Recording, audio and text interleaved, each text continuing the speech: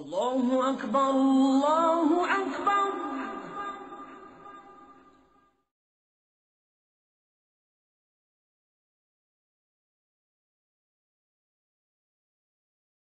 بسم الله الرحمن الرحيم. Alhamdulillah, wa salatu wa salam ala rasulillah. Mes frères et sœurs, assalamu alaikum wa rahmatullahi ta'ala wa barakatuh.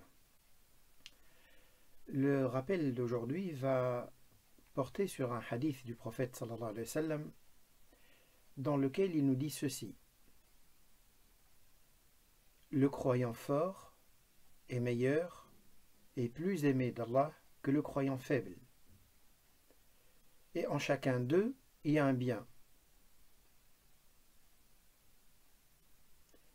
Il continue en disant: recherche avec énergie tout ce qui t'est utile et bénéfique. Sollicite l'aide d'Allah subhanahu wa ta'ala. Ne faiblis jamais. Si un malheur te touche, ne dis pas: si j'avais fait telle chose, il ne m'aurait pas touché. Mais dis: Allah en a prédestiné ainsi, et ce qu'il a voulu, il l'a fait. Car le mot « si » ouvre la voie à l'œuvre de Satan. Avant de commenter ou de tirer quelques enseignements de ce hadith très profond, j'aimerais bien rappeler quelque chose de général qu'il est très important de garder en tête. Les hadiths du prophète sallallahu alayhi wa sallam, c'est pareil aussi pour les passages du Coran, les versets du Coran, ressemblent à quoi? Ressemblent à ce que lorsque vous rentrez dans une pharmacie, vous achetez une boîte de médicaments. Un hadith, c'est une boîte de médicaments. C'est une boîte de comprimés. C'est quelque chose à, si vous l'appliquez avec soin, si vous lisez la notice, vous comprenez comment on utilise ce médicament et vous l'appliquez, eh bien ça changera quelque chose dans votre vie. Si ça ne le fait pas, c'est comme si vous dormez. Vous prenez une notice d'un document, d'un médicament, et vous la lisez en dormant. D'ailleurs, vous ne pouvez même pas la lire. Pareil, lorsque quelqu'un écoute un hadith, un rappel, une parole du prophète sallallahu alayhi wa sallam, et ça ne change absolument rien dans sa vie, c'est comme s'il dormait. Je ne parle pas, changer, apprécier des paroles, ça n'a pas vraiment d'importance. Ça n'a pas d'importance. C'est comme manger une pâtisserie. Et encore, devant Allah subhanahu wa ta'ala, tu peux te trouver un jour où il t'interroge: t'as entendu ça, t'as appris ça, tu as vu ça, qu'est-ce que t'en as fait? Donc, rappelez-vous cette idée importante. Chaque hadith du prophète sallallahu alayhi wa sallam, c'est une solution, c'est une boîte de médicaments pour s'en servir contre quelque chose. Je reviens maintenant au hadith. Le croyant fort est meilleur et plus aimé d'Allah subhanahu wa ta'ala que le croyant faible.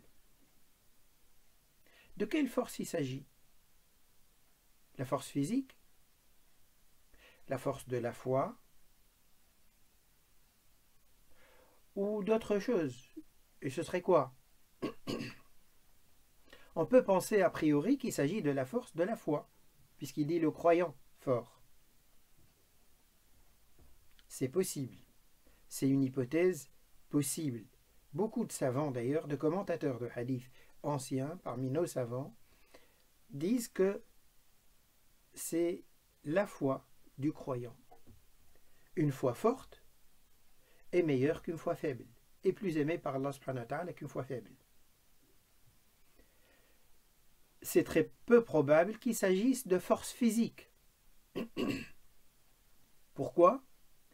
Pour une raison simple, c'est que Allah subhanahu wa ta'ala n'a pas de préférence particulière, n'aime pas particulièrement ou ne fait pas de préférence entre nous sur des choses que nous ne maîtrisons pas. Personne de nous n'a passé une commande pour demander, lorsqu'il arrive au monde, il fait telle taille, telle corpulence, telle musculature. Personne de nous ne fait ça.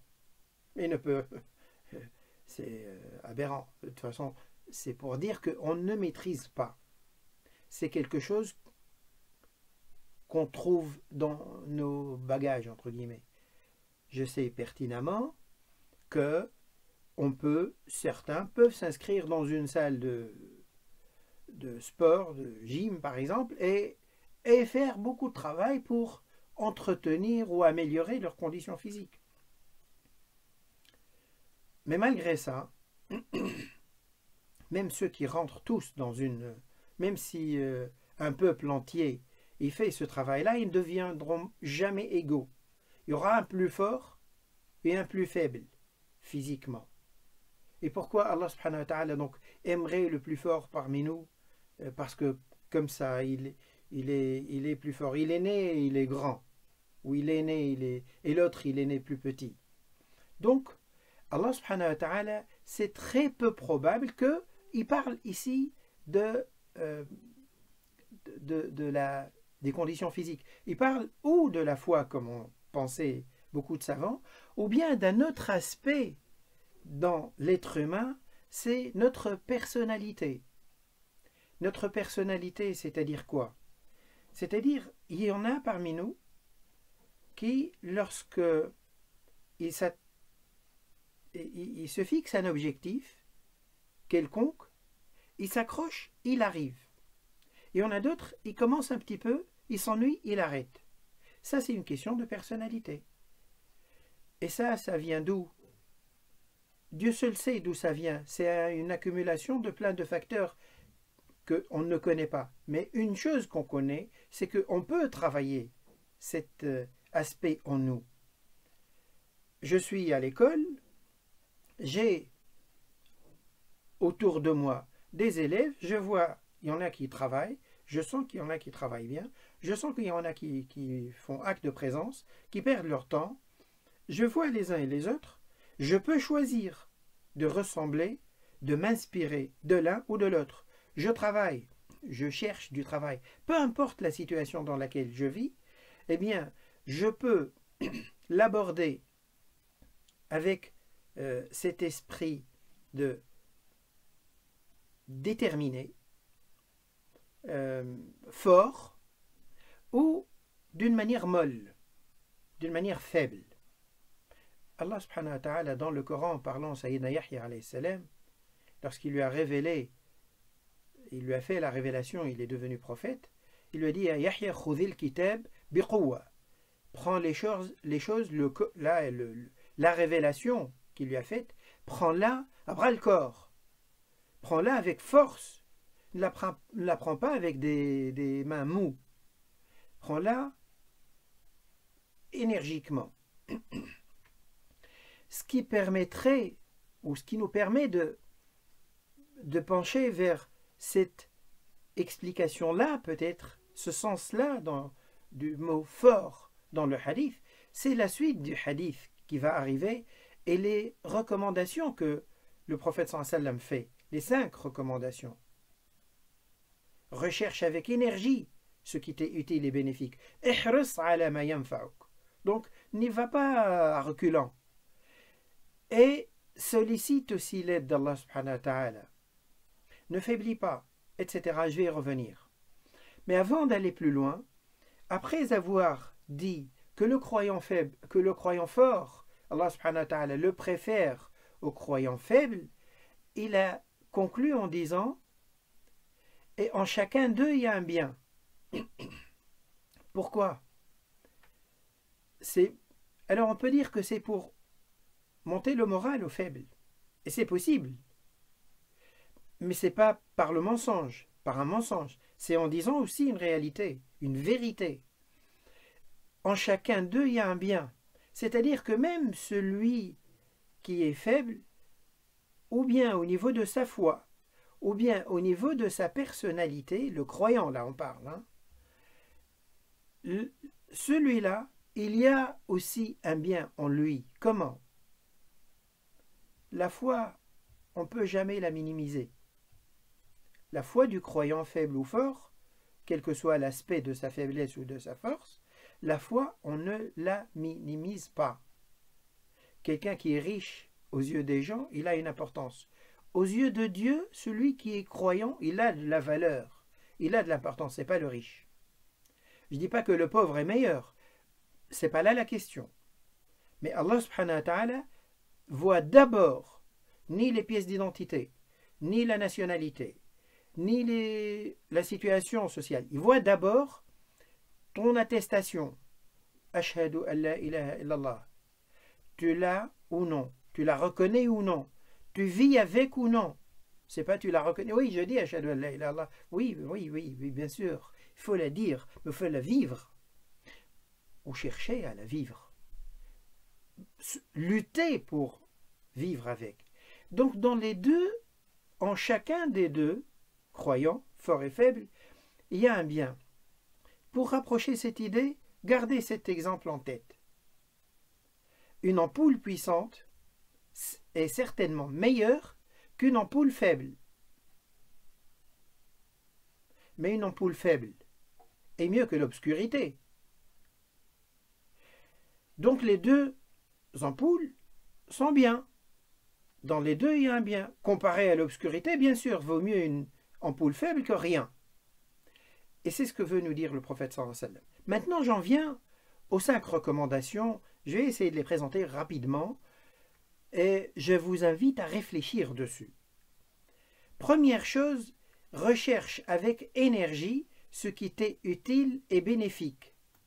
C'est-à-dire, ne perds pas ton temps.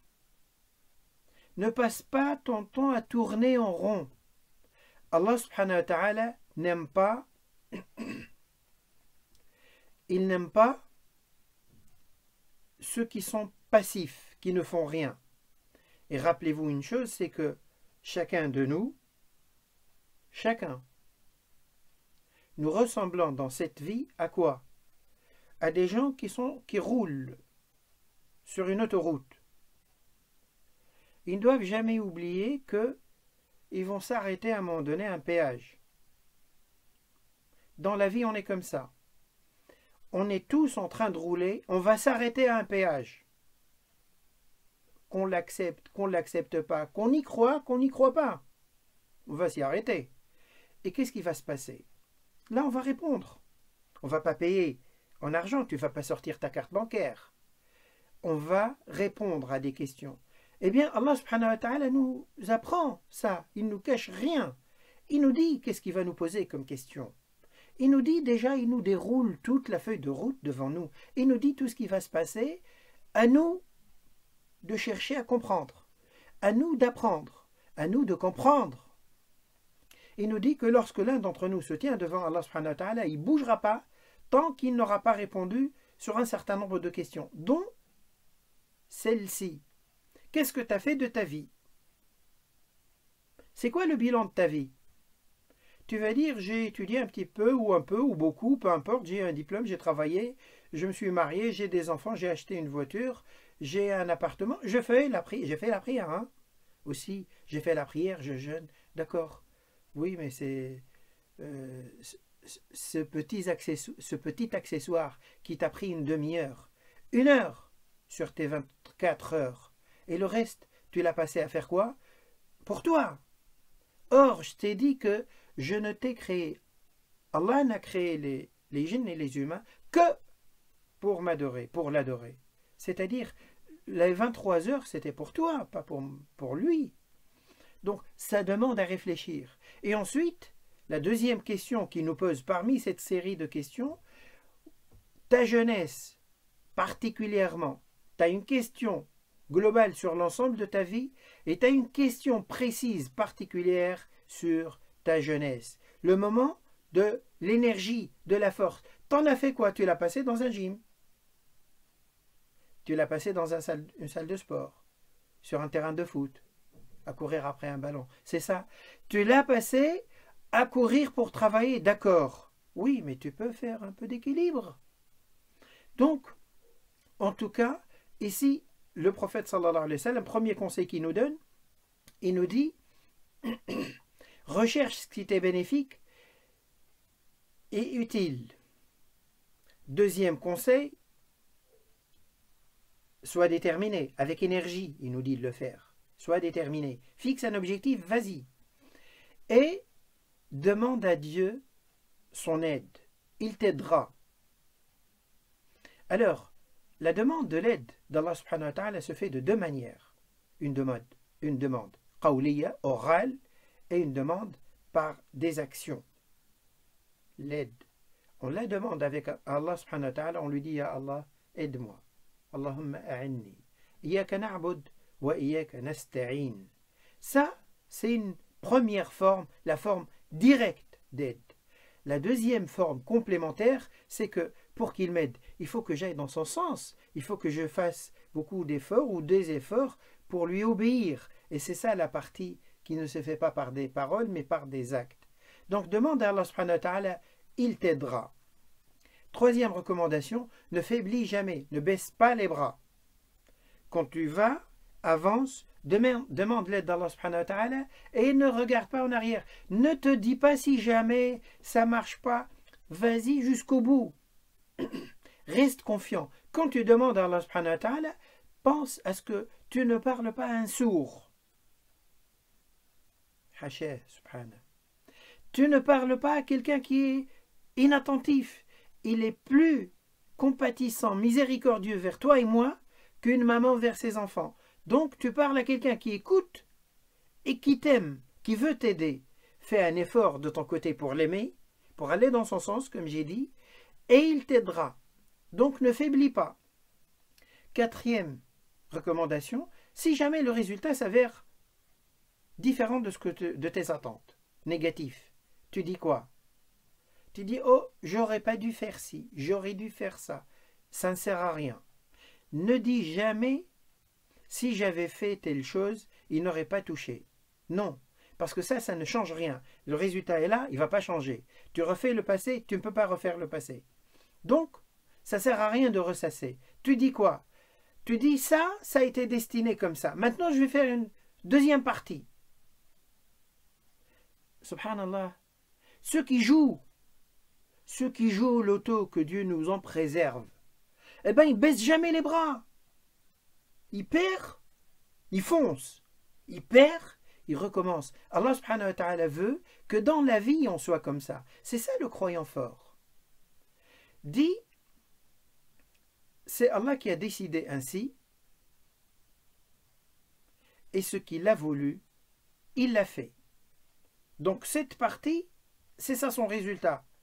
Cette récolte, si je suis agriculteur, et la récolte de cette année n'est pas bonne, je dis c'est fini, je vais vendre mes champs, je change de travail? Non, cette année c'est ça la récolte. L'année prochaine elle peut être meilleure. Cette tentative n'a pas marché, la prochaine elle marche. J'espère qu'Allah subhanahu wa ta'ala nous aide à comprendre, à bien comprendre ce qu'il attend de nous et aller dans ce sens, dans le sens qu'il attend de nous qu'on emprunte. Barakallahu fikum. Wassalamu alaikum wa rahmatullahi ta'ala wa barakatuh.